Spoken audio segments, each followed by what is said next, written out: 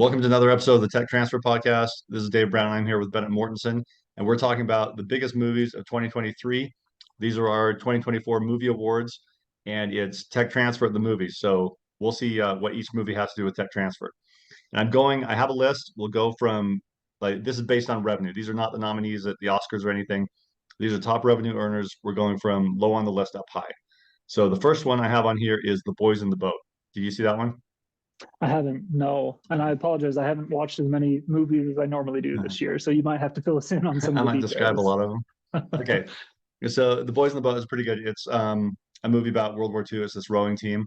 So let's see how it relates to tech transfer. Okay. The Boys in the Boat is the story about the leader of a startup who uses data and analytics to make his decisions. Because he has there are two boat, if you've seen the movies, there are two boat teams as the second string team that he actually promotes and takes to the Olympics.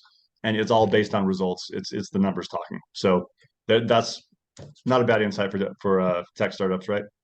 Yeah. And I think it's honestly more about the team that you put together a lot of times than it is about any one individual's contribution, right? So you can take a dream team of star athletes, but if they're not working together, they're going to fail every time compared to a team of just average individuals, right? Who are all working together and have the same vision headed in the same direction. No, I like that.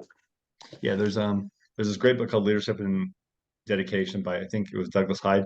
But anyway, it talks about communists used to refer to the organizational weapon.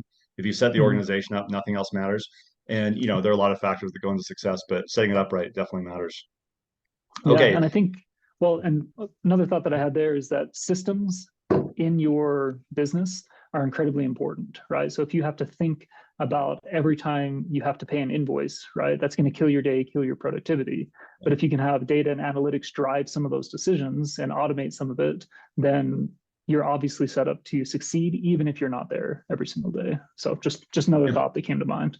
Great. Well, and around here at Tech Transfer, we get to the point where we're trying new things, and we get to the point where it's like this is just too time consuming. Now we need to Mhm. hire someone to do it or get rid of it somehow. Yeah, So, okay, great. The next one on the list is A Haunting in Venice. This is a Poirot mystery, Agatha Christie. I saw this one too. Did you see that one? I haven't seen this one though. I saw a lot of movies last year. It was a good year for movies. So Nice. let's see. It's going to be hard to cast this as a tech transfer one. Let's think about it. All right. Well, A Haunting in Venice teaches the lesson that when you're launching a tech transfer startup or any project, that what you're faced with really is a series of problems. Running a business is all about encountering problems one at a time and rationally working your way through each one. And that's what Perot does. And the movie seems scary because there are these supernatural seeming parts. They're not actually supernatural. And Perot's always a skeptic, and he just kind of works through things and solves everything. Yeah. No, I like that. And the objective reality, right, is that he knew going into it that none of these were actual supernatural occurrences, I would assume, right? Right. Yes. And so Mhm. because of that, right, having the right framework to work through the problems, he always came up with solutions that were possible instead of Mhm. worrying about things that were impossible or trying to solve things in a way that is non-solvable, right? So I think Yeah. that's important when you're starting a business, that you can't bite off more than you can chew, right? So take one thing at a time and work through it Mhm. logically, and also have the correct frame of reference for solving problems, right? Come up with solutions Mhm. that are rooted in real world solutions and opportunities, not in some sort of fanciful, supernatural solution that's never going to come through for you. Yeah, and you can be doing something very like real world, like negotiating an intellectual property license, like doing something that feels very tangible, but you can still be superstitious with it. And one way that people do that is by following rules of thumb, just having this unquestioned rule that we use when we're doing this sort of thing that's just wrong, that's just made up, right? Yes, as well as overvaluing your technology, right? Nobody comes Yeah, up with $100,000 idea. Every idea is $1 billion, $100 million right. idea, right? And so I think the closer you are to reality, right, in your negotiations, in the value of your own company, right, Mhm. the more realistic you're going to make with the decisions of how to guide that company to success, whatever that looks like. And some people are very realistic. It's always impressive. We had one professor one time who kept saying to me, "Okay, if we're successful with this thing, you can use the proceeds to buy me lunch one time or something." Because he had really low expectations, but we got the thing out there. So, Yeah, but, no, but that's great, honestly, because mhm. I would say that's probably a little bit lower than what we're shooting for on a Yeah, typical day to day. But yeah, still, having reasonable expectations, you're almost always going to be happier when you go in with the right frame of mind, I would say. Yeah. Yeah. Elon Musk says happiness equals reality minus expectations. So Yes. there's something to it. So, Nice. okay, good. So the next movie on our list is Gran Turismo. This was a great movie. Did you see that one? Oh, nice. I did. Okay, I what do you believe think? so. This is Clint Eastwood, right? No, you're No, what thinking am I of thinking of? It's a different Gran, um, where he has the What am I neighbor thinking kid. of? The Yeah, few, yeah. this is the one. So Gran Turismo is the one where the video game is Gran Turismo from a few years back, and uh, Nissan ran a Oh, promotion where they found the best players of the video game, and then they got to go race actual Nissan racing cars. Do you that's see that right. one? I haven't, but I at least saw the ads for this one, so I'm a little bit more familiar with this one. Okay. Nice. Yeah, no, this was a happy surprise. My son and I went to it, and it was a fantastic movie. And so let's see, let's cast this as a startup. Um, this is going to be more analytics, right? So Gran Turismo is a movie about using analytics to hire the right people. Mhm. And in this case, the kid did not fit traditional qualifications of what a race car driver would be, but they were looking for very specific tech-based requirements that he did meet, and then he went on to be successful. And it's actually a true story. The kid really did win the video game competition, then race cars, and is a professional race car driver. It's fantastic. So, Yeah, and I think it's also like a good lesson for tech startups, right? That real world experience isn't always necessary to still mhm, excel in the area that you're interested in, right? So, from what I saw, right, he learned how to drive driving the video game, right, playing the video mhm, game, and then that translated maybe not one for one, but gave him a head start in his professional driving career. And so I think it's mhm, important, especially when you're starting a company, you're not going to have people who are going to come in with 10 years of experience who want to jump into your startup, not typically, right? But yeah. that doesn't mean that they can't still add value, especially looking at data and analytics from past things that they've done, even if it's just student competitions, right? Maybe their grades, Mhm, maybe just their entrepreneurial spirit, right? Other ventures that they've taken on and failed. All of that is mhm. data that lets you know that they're going to be a good fit for your team. Oh, see, Gran Turismo is an HR movie. Love it. And There we go. it does show also that no, if you're trying to do a tech startup, there's a reason why members of tech startups skew younger. You know, you want to Mhm. be hungry and scrappy and willing to work hard and learn new things. So Nice. pretty great movie. Okay, the next one I've watched half of on VidAngel. So it's the movie Air. Have you heard of that? This is the Michael Jordan, Yeah. right? Yeah. Yeah. And so I was in a meeting a week ago or something, and someone mentioned it and was describing it. I thought, oh, that sounds pretty good. So it's on Amazon and it's on VidAngel. So Air is the true story of how Nike decided to put all their marketing dollars one year, 1984, into Michael Jordan, as opposed to spreading it over other prospects. And of course, that ended well for them. They, he's still all these Yes. years later, 30 years later, he's almost 40 years later, he's an icon for Nike. So and I Yeah. remember it was funny in the movie, they're looking at other people they could sponsor, and they had some pretty big names. 1984 was a good year for professional basketball. So John Stockton was on there, for example, and Mhm. but Matt Damon's making the case to go with Michael Jordan. I don't know if this is about business or not, but I just got to tell you because it's a really cool part. The they're looking at the footage of uh, Michael Jordan when he was at University of North Carolina making the winning shot to win the NCAA tournament. And James Worthy was the star on the team, but the coach decided to get the ball to Michael Jordan instead. And so if you look at the footage, Matt Damon's making this case in the movie. You can look in the background, you see Michael Jordan there. He's the only one who knows that he's about to get this pass and shoot the most important shot he's ever shot. And he just Mhm. looks loose and relaxed. He looks pumped and ready to do this. So No. Matt Damon makes the case that that's why he was a great player. But let's see. So tech transfer. Uh, so Air is a movie about strategic marketing decisions, going against the norm and industry standards and taking a risk on something innovative to see if it works. If Michael Jordan hadn't worked, the next year they would have gone back to the old way or tried something different. But they were just willing to, Phil Knight, Shoe Dogs is a great book by him about starting Nike. And he was willing to do innovative things. This is an example. Yeah. And I think the quality of your investment definitely pays dividends, right? And so they could have gone with the strategy of, we're going to sign a bunch of different players like we've done every year before, but they would have Mhm. missed out on probably the most iconic brand, right, of all time, right? Yeah. Air Jordans. And so Yeah. having that quality, I think, is something that at tech transfer, right, you get to start out ahead of the pack, right? You have years of research going into these technologies. It's something that you can pick up. These are true innovations versus just trying to throw out another, Shopify branded t-shirt company, which everybody's doing, right? So if you Yeah. really want to set yourself apart, if you want to mitigate some of your risk by investing in something quality, I think the tech that we have available at Tech Transfer is one way to do that. Yeah. And it's actually not that much harder, but compared to starting a Right. Shopify business or something, the effort is going to be really similar, but the Hmm. potential upside is way, way higher. Yeah, And absolutely. same with the Air movie. Like if they had signed someone we don't even remember, some former player, that would have been just as much work as Michael Jordan, but they went with the best. Right, exactly. So good. All right. The next one on the list is Insidious: The Red Door, which is number Yeah. 5 in the Insidious series. Yeah. So this is like the Insidious series, right? This is number Yeah, 5. Oh, yeah. wow. I was on an airplane trying to stay awake, and it looked good. So I've seen I all the watched Insidious the movies. first one years and years ago, but I haven't Okay. kept up with the series. Let's see. There have been some weird twists, but it was much the same, we'll say. Like Okay. it's a pretty consistent series. This is low end. It's PG-13, like it's like slightly scary sort of thing. And Hmm.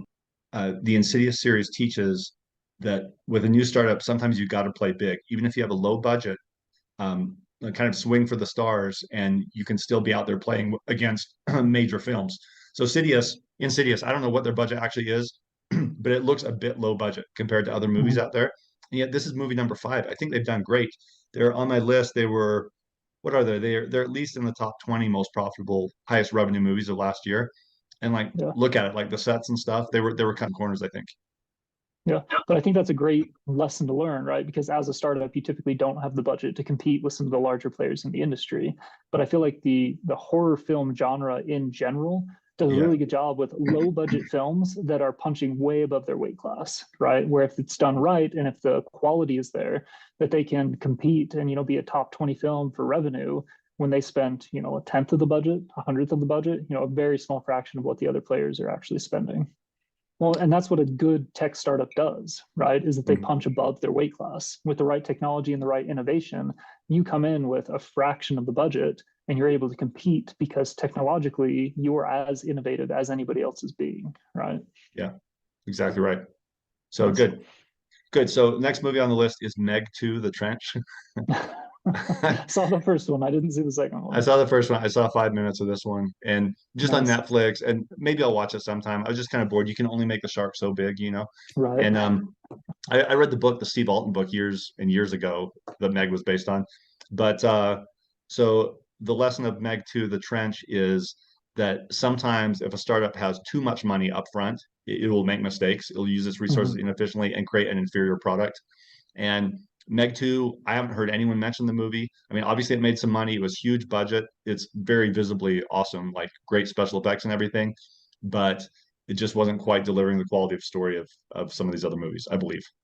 Yeah. I mean, it's basically the reverse of Insidious, right? Where they've got this big Right. budget and they can do anything they want, all this kind of CGI, but it's not founded on anything relevant, right? And because you have so Yeah. much money, you end up making mistakes and spending a lot of that money just because you're not paying close enough attention. Yeah. So I think in a business and a entrepreneurial venture, bootstrapping it early on is not the worst thing in the world, right? Because you're going to be very careful in your decisions. You're going to deliberate over things. You're going to agonize over things that in the future, right, they're going to be trivial decisions. But because of that, you're going to end up making at every point probably the best decision that you can and end up with the best product that you can have. Awesome. And most companies are going to have to raise funds multiple times. So if you Mhm. raise a bunch of money up front and maybe at a high valuation or something, you could really mess yourself up later down the road. So got to be Yeah. strategic. Well, and you see it all the time. Like WeWork is a great example of this, right? Where they Right. raised a ton of money, but it wasn't until this year that they were profitable. I can't remember exactly, but Mm, I mean, they went a decade without actually being profitable it's in their crazy. industry because they didn't make good strategic decisions that were based on the bottom line, right? They just had money, spent Yeah. money, made these really cool spaces, worry about profitability later. So Yeah. maybe not the best approach, in my opinion. Yeah, for sure. For sure. Okay, I'm excited for the next one. It's Wonka. Do you see that Wonka. one? I haven't. Is it out?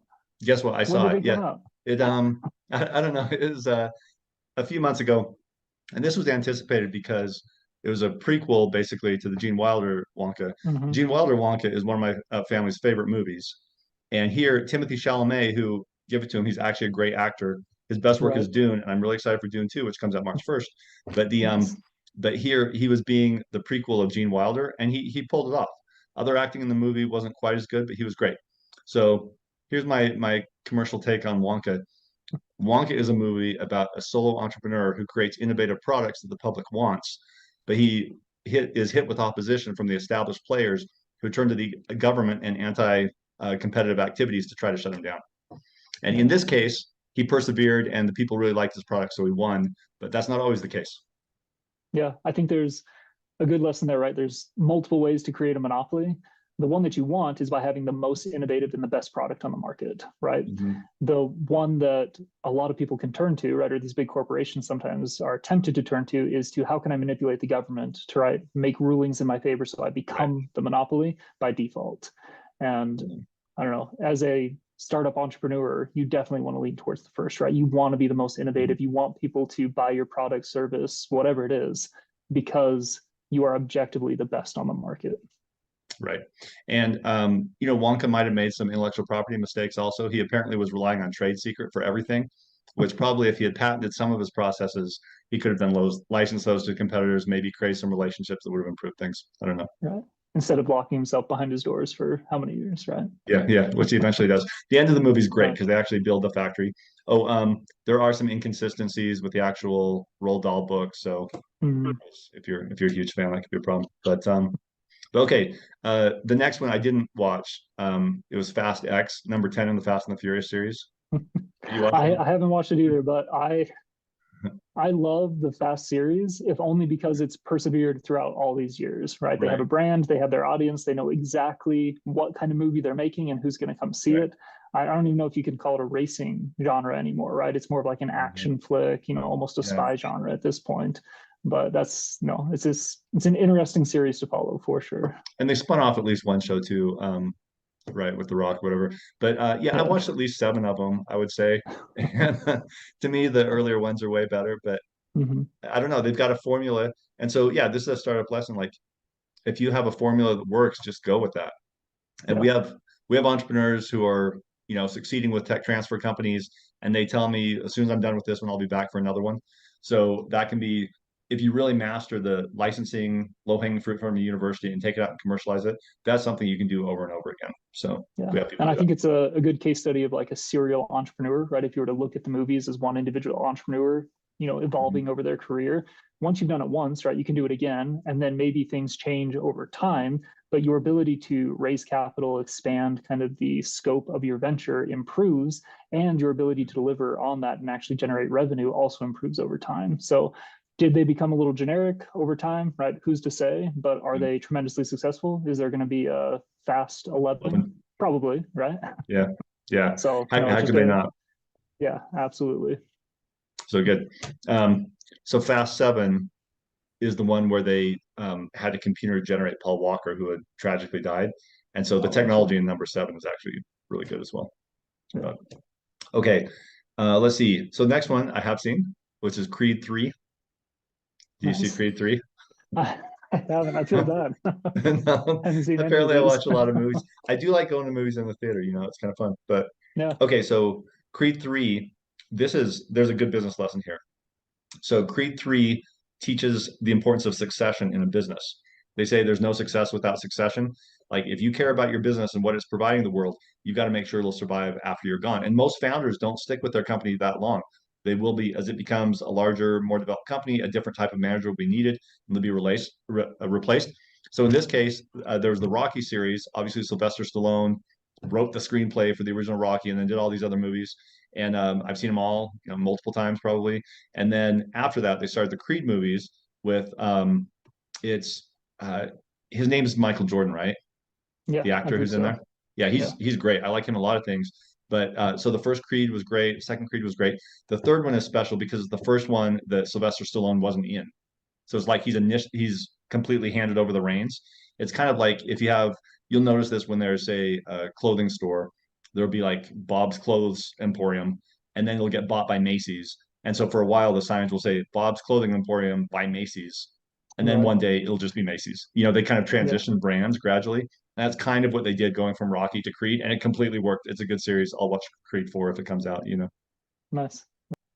Good. The next one was it's cut off on my paper, but it's Transformers: Rise of the Something. I didn't really realize there was another Transformers movie. I did not see this one. Yeah. So I grew up with the Transformers like in high school. That was like the big thing, right? The Transformers movies Yeah. were coming out. So they're still going strong. I think they've definitely dropped off in quality, but like I think the lesson here is that is very similar to the Fast series, right? Is that if you find something that works and you have a demographic that this is of interest to, the innovation can be minimal and still Mhm. impactful to those who are passionate about it, right? So I think iPhone's a great example of this, right? Really, has the iPhone changed much in the last 10 years? Not to me, right? Not to Right. somebody who's not super passionate about it, but those who are super passionate, right? They're looking to the next launch date, right? What's the new features that are coming out, right? We're going to review it, we're Yeah. going to buy it, be the first in line. So I think innovation, if you hit with something that works well, you can circle back to that, and even small changes are going to have a big impact on your loyal customer base. Right. And I haven't talked to anyone who's seen the new Transformers movie, but that's just Mhm. because I'm not in the demographic. It's just some other Right. group. And so a marketing lesson, the best marketing lesson I learned in MBA school also was that marketing isn't the process of convincing people to like your product, it's the process of finding people who automatically love it. And Yeah. so the Transformers, they found their group. There are people who love it. And so they're going to keep pumping out these movies. I'm not one of them, but more power to them. So, Yeah. No, absolutely. um, right. The next movie is The Hunger Games, The Ballad of Songbirds and Snakes. So this is the Hunger Games prequel. So I'd seen the movies and read the books for the original ones, and then this is a prequel. And so Snow he's the head president or dictator, whatever he is in the original books. And so this is a Mhm. prequel, and he's younger. And some pretty good business lessons here. It's a rags to riches story. So he's very poor, and he's just kind of posing, like barely fitting in at his school for smart, mostly wealthy people. And he just hustles and does clever things to kind of make his way there. Ultimately, a bunch of things happen. And so he has kind of this government job, and there too, he's very strategic. He's cutthroat, actually. Like people will come away from it and say, "Oh, they really made him into a villain," but and that is true. But he's very strategic about his personal progress. So if you're starting a company or anything else, you got to do a million smart things and be strategic about how you're moving along. I think that's my takeaway. Yeah, and I think that idea of strategy when it comes to business, right? If you don't know why you're making a decision or doing something, you probably shouldn't do it, right? And if you're not thinking 5, 10 years ahead, right, how is this going to affect me in the future? Then you should be, right? Because if you're not being strategic about those decisions, you end up letting your situation push you around, right? He could have very easily just allowed himself to be, lower class, go into this wealthy school and not making anything for himself because that's what his situation dictated. But because he was strategic, right, and thinking long term and ruthless, right, which is negative in this movie but can be positive, right, if you're ruthlessly pursuing those things that are good and of interest to your business, Yeah. obviously you can achieve more than you would otherwise. Yeah, and he's ruthless because he sacrifices people, like one friend in Right. particular, like throws him under the bus really hard. And so but you do have to sacrifice something, like for anything you're going to achieve, there's a trade-off. And then he does clever things, like the snake part. If you watch that, was a clever thing he did. So Yeah. Well, and I think that ruthlessness, like in business, I think Elon Musk is a great example of this, right? Where he has maintained relationships with people that he actively tried to, hostile take over their company at certain points, right? But still has a relationship with them because it wasn't something personal, right? It was maybe a strategic decision that made sense to him at the time. And maybe he's the only person on the planet that can pull that off, right? But I think yeah, more people than we give credit for can do that, right? Where if you're making logical decisions, even if you're in conflict with somebody, it doesn't mean that you're in conflict with them forever, right? It might just be in that one situation, that one business decision, that one business sale, but that long term, these can still be allies in your next venture, next business that you want to start. absolutely. And here in our tech transfer office at BYU, we have philosophies for the office, and one of them, I think it's okay to say, one of them is that we're just not going to no holding grudges, no making enemies, nothing. Like if someone treats us badly, we're just going to shrug and move on, and maybe we'll have a great deal with them at some point in the future. So Yeah, well, it's just not productive to our end goals, right, right? If it were, we would hold more grudges, but it's yeah, not. So that's right. Strategy, love it. Okay, so the next movie on the list was the new Mission Impossible: Dead Reckoning Part One. Surprisingly, I haven't seen this. I've seen all the Mission Impossibles. I guess I'm waiting for number two to come out because they kind of go together. Did you see that one? mhm. I haven't, no, but it performed worse than it was projected to do, which was kind of surprising. Oh, did it? Oh, I didn't know that. Yeah. Yeah, it was expected to be a pretty big movie. You know, Tom Cruise coming off of Top Gun, right? Probably the biggest movie Yeah. in the country. Yeah. Uh, so it was interesting. I don't know that they did anything incredibly innovative. I haven't seen it Hmm. myself. I've read a couple of reviews, and everything that I read said it was fine, right? It hit Yeah. the genre really well, you know, matched up with previous iterations of the Mission Impossible franchise, but for whatever reason, just didn't capture that same audience like maybe Hmm. the Fast and Furious franchise did, you know. So Hmm. I don't know. Well, I would tell you that I like the Mission Impossible movies, but I didn't go to this one. So why not? I Mhm. mean, I know I talked about it, and my wife was like, I don't know, but okay, so this could be an example of Mission Impossible could be teaching us that sometimes things aren't successful and we can't say why. Sometimes there actually is some randomness. You can do everything right, and then some randomness doesn't hit. And we've seen this, like obviously with YouTube videos, for example. Yeah. Sometimes randomness hits in a really good way, and sometimes it doesn't. But so you have to account for that a little bit. Yeah, and I think that's important as a entrepreneur because you're going to do all the right things sometimes, and then things are just going to fail, like because of no fault of your own. And that can be incredibly frustrating and discouraging and disheartening and make you want to give up. But the reality is, if you do that 10 times, if you do the right thing 10 times in a row, one of those is going to take off, right? Even if all the odds are stacked against you and all of them fail for some reason outside of your control, one of them is going to be successful. So I think that perseverance and making sure that you're doing your part, and then, like you said, a little bit of luck comes into it, but it's going to fall in your favor at some point. Yeah. And yeah, if you put enough irons in the fire, then luck is going to work out in a good way. Yep. So, okay. I think I have a good lesson for the next one. It's the Indiana Jones and the Dial of Destiny. Latest Indiana Jones. This was also airplane viewing for me. Have you seen this one? No, I've read a lot of reviews about this, but I haven't seen it. Okay, it was better than I expected it to be, honestly. But every Indiana Jones movie is about the tension between academic research and commercialization. Because Indiana Jones has a product here. The Dial of Destiny has obvious commercial applications. It can be very valuable in the market. But at the same point, as an academic, Indiana Jones wants it to be open to everyone. That this thing belongs in the museum, right? And so that's the tension throughout the series. And in tech transfer, you actually see that professors often want to make a technology software, for example, available for free to other researchers, but have it be commercial for a different application where it has obvious potential. And that's a hard thing to do. And sometimes you have to call it and make some kind of judgment there. Yeah, and I don't think it has to be, you know, all or nothing, right? But I Right. think strategically, right, the things that you make open source, right, or the things that you maybe give away need to be conscious decisions, right? Like if Right. we're letting things go without taking a look at it and making a decision about it, then that's an error on our part. Whereas Right. if we're consciously saying, hey, like this one, you know, let's make this one open source, but then you know these others, let's make sure that we're getting the right commercial opportunities for them so that we don't miss out on those opportunities. So very similar to kind of the strategic discussion that we had just a few minutes ago, but maybe more centered around just conscious decision making, that we're Yeah. not letting the default be, you know, that everything is just public domain. Right.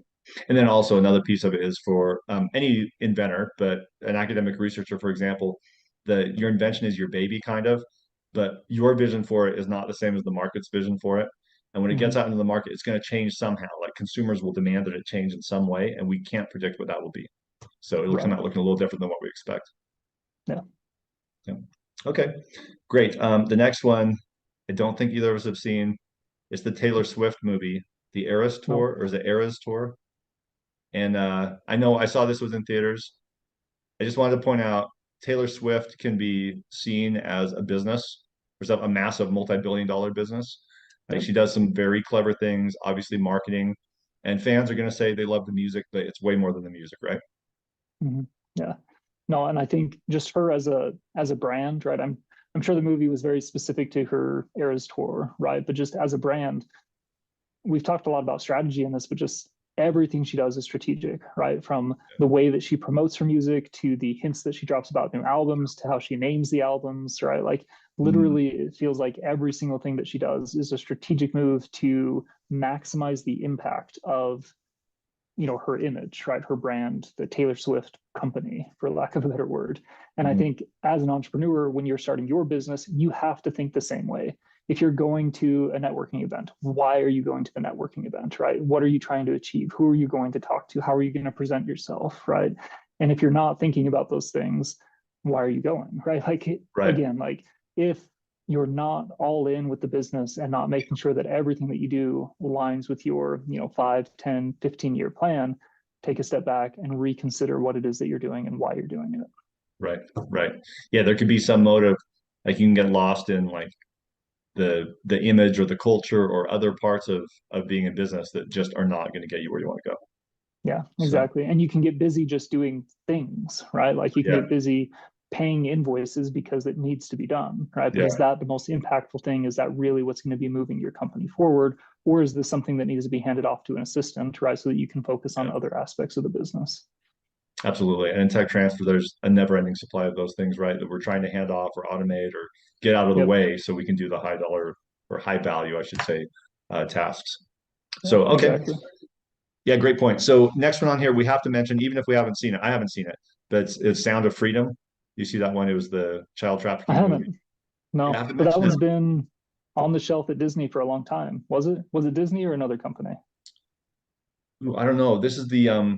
But this is the child trafficking one from VidAngel, right?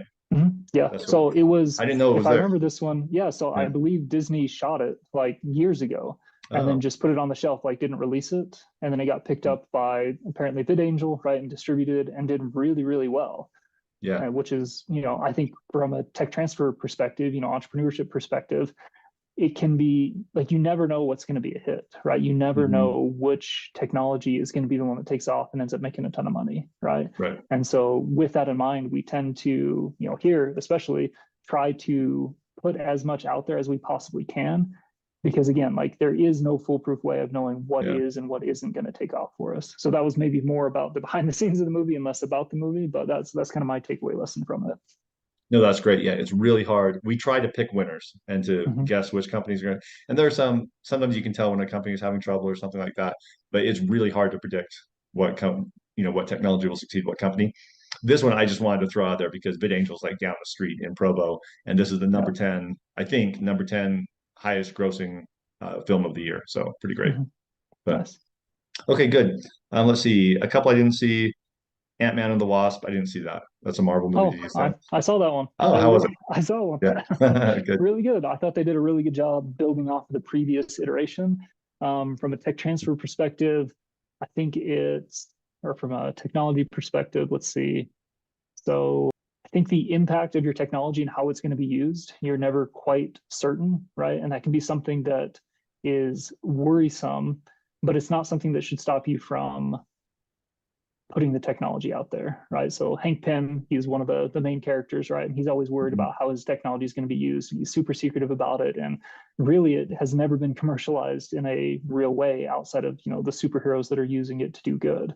But because of that, it limits the impact that it can have on the world, right? So if you're so guarded about your ideas and your innovations and your company, right? If it's too special to be shared with the world, maybe you shouldn't be an entrepreneur, right? Maybe that isn't the right path for you. Mhm. I think a lot of inventors fall prey to that, both in and outside of academia. You want your technology to be perfect before you unleash it on the world, Yeah. but we'll never quite get there. At some point, you just have to get it out there so people can benefit from it, right? Yeah. And the sooner you get it out there, the sooner you're going to work through some of those problems, right? Problems that you couldn't have anticipated in a million years, right? So get it out there early, test it, get the feedback, and then move on.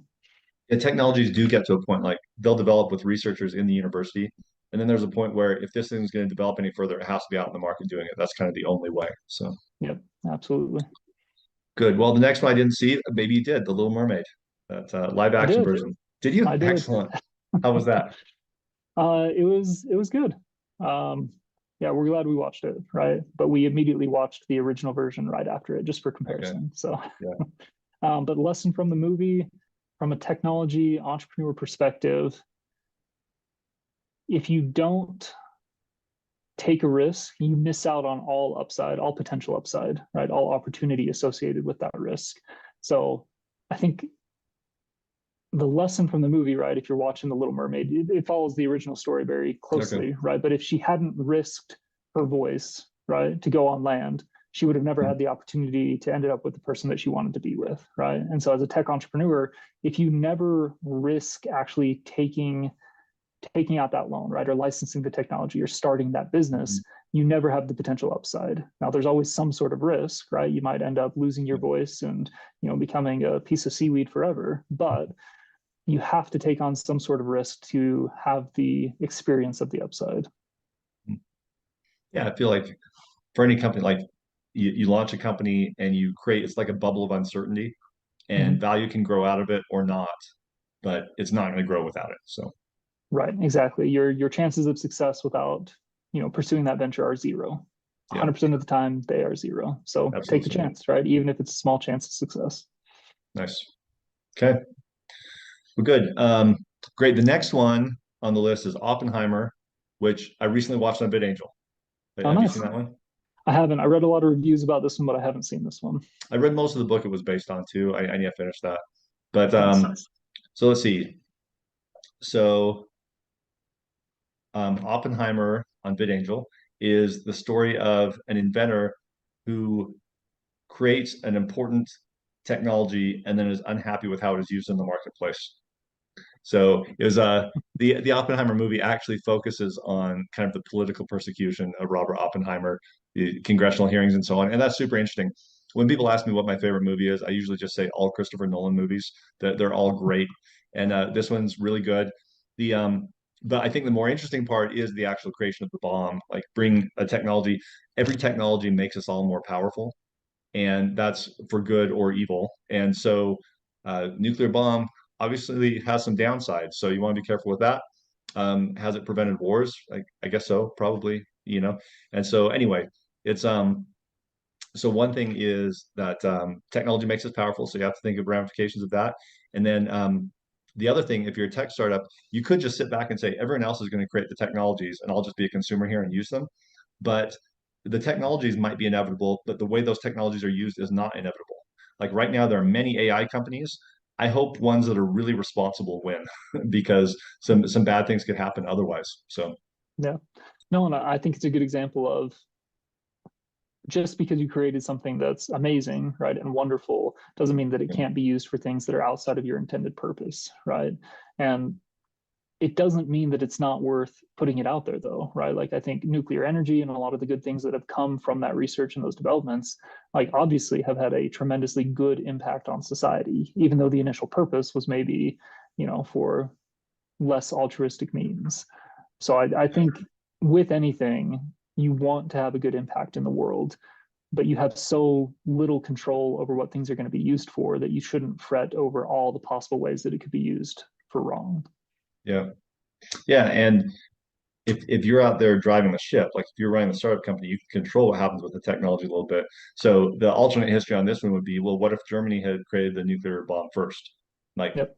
maybe they would have blown up France. Like I don't know what would have happened, but it was probably better it turned out the way it did. And so, be the good guys out there and have the startup company that's responsible with whatever technology you're commercializing, right? Yeah, absolutely. Good. Okay, next movie, and we only have a few left. I think we're good on time. The next one is Guardians of the Galaxy Volume 3, which I did Nice. see. Did you see that I one? saw that one as well. Yes. Okay, I don't remember a lot of the plot. What do you think of it? Yeah. So the plot, if I remember correctly, was Rocket Raccoon, right? And he was the Oh, that's intellectual right. property of what did they call him? I don't know, whoever the big bad was for this Yeah, movie, right? Dressed in yeah, purple.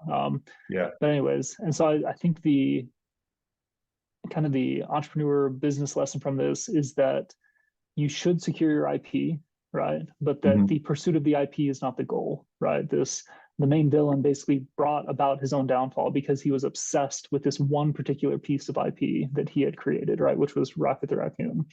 And yet he was tremendously successful without it, right? He literally had, by any metric, every level of success that could be achieved, right? Now he didn't use it for anything good, but maybe Yeah. that's besides the point.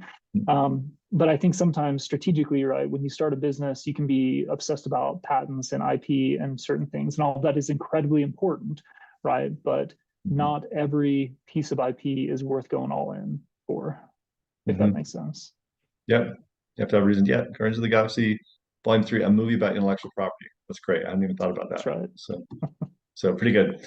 And let's see. They also did a Christmas special this year. I don't know if you saw that. I It didn't was see kind that one. of I heard of it, but I didn't see it. it was a weird low budget thing. They were trying to do like the Star Wars Christmas special, so it was kind of low budget Nice. and weird, but they kidnapped Kevin Bacon in it, which was funny. So There we go. okay, the next movie, we have three movies left. This is the last one that I actually saw, and it's Spider-Man Across the Spider-Verse. Did Oh, you see nice. that I one? haven't seen this one, no, but I've heard a lot of Okay. good things about it. Yeah, it's pretty good. It's like part one of two, so there'll be another one that kind of ends abruptly. Okay. But Which is not my favorite thing with movies, by the way. I'm not a big fan of that, but yeah, I think that's why I didn't see what was the other one, the Mission Impossible, because I think that's the same thing, mm, right? Where it cuts no. off. But yeah, so I don't remember a lot of the about the new Spider-Verse movie. Let's think what would be a good tech lesson from a tech startup lesson. Um, the business lesson from Spider-Man Across the Spider-Verse could be about collaboration. He ends up working together with various different characters, various different versions of Spider-Man's and his friends in order to evade the guys who are trying to capture him. But that's the best I can do on that one. Yeah, that works for me. Okay, good deal. So two movies left. Number two, I've heard a lot of people talk about. I didn't see the Super Mario Brothers movie. Did you see that one? Oh, nice. I saw that one. Yeah. Okay, what do you think? Yeah. So this one was a good so the plot of the movie, right? So they get sucked into the Mushroom Kingdom and they have to save Princess Peach, Bowser, Jack Black was Bowser, so that was great, big Jack Black fan. But the lesson that I took from this is that old existing IP can still be relevant, right? So like the Super Mario Bros. As an IP has been around forever, right? It seems like at Yeah. this point, and yet they put a fresh new spin on it and created something that rejected a lot of the old premises of the IP, right? So like the Mario voice, right? Chris Pratt doing that voice was about 30 seconds of the film. The rest of it's just Chris Pratt being Chris Pratt. And yet Mhm. they developed it into something that felt new and fresh, even though it's been around for such a long time. And so I think, with any kind of entrepreneurial venture, your business might be based on IP that's 10, 15 years old, right? But that doesn't mean that it's not still relevant and can't be improved upon in a way that makes it more attractive than it ever was to the current market. Super interesting. Yeah, and there's a big timing issue in university intellectual property. Often our technologies are created too early. And you got to Mm-hmm. wait for the market to be in a position where you can introduce them. But like you say, for other technologies, an older technology can be the right fit. I always think, Alvin and the Chipmunks becomes popular every 20 years. There's like Right. a 20-year cycle there. And then Mario, I don't know, playing the original Super Mario game is still pretty fun. So it's Yeah, some things are a little classic. absolutely. So, good. Well, the number one movie, here it is, a movie I've not seen, which is Barbie. Did you see Barbie? I haven't seen Barbie. I've listened to a lot of reviews about it. I've seen a bunch of clips, but I haven't actually seen the whole movie. I've heard the song "I'm Just Ken" many, many times from my children, but Nice. so I don't feel like I need to watch it. But so I know a little bit about the movie story though. And at one Mhm. point, my understanding is Barbie and Ken have left Barbie world and they're in the real world, and the Mattel executives become aware of this. So this Mhm. is another allegory about a company losing control of its intellectual property. Yeah. You got to have good controls and strategies and know what you want to do with your IP, or it Yes. will run rampant, as they do in the Barbie movie, apparently. And absolutely. And I think just again, from like a strategic perspective, Mattel probably made more from the Barbie movie than they did from doll sales, right? Oh yeah. In the past 5 years, right? So I think it's a another good lesson in strategic use of your IP, right? Sometimes the best Mhm. use is you making the dolls and selling them yourselves. And sometimes it's sub-licensing to somebody else who can make a movie out of it. And, from those sub-licensing royalties, you can make as much, if not more, than you would otherwise. Right. So from tech transfer, we're all about licensing, right? And we allow sub-licensing. And I think that's a good thing to keep in mind as you're creating your business and growing it and looking for opportunities to grow. Yeah, and we always have to, when we get a new technology, we have to make a judgment about what is the product, like what's going to be Mhm. created here. So we have one technology, voice tracks, where it's software for music teachers. And so we thought, okay, that's the product. And we've surveyed that industry, and there isn't the level of interest we hope there would be. So we're having a business plan competition in a couple of weeks here, where students' task will be to take that technology and reposition it. Say, okay, what other segment would this be useful in? And then we'll market to that segment. And so you could do that. I mean, that's an opportunity in any tech transfer office. Go in there, look at the technologies, and come up with some novel application they haven't thought of, and you might get kind of a bargain that way. Yeah, absolutely. So, okay, that's it. We did it. Those are all the best tech transfer moves of the year. Nice. So, Fantastic. thanks, Bennett. We will be back in another week with another tech transfer episode.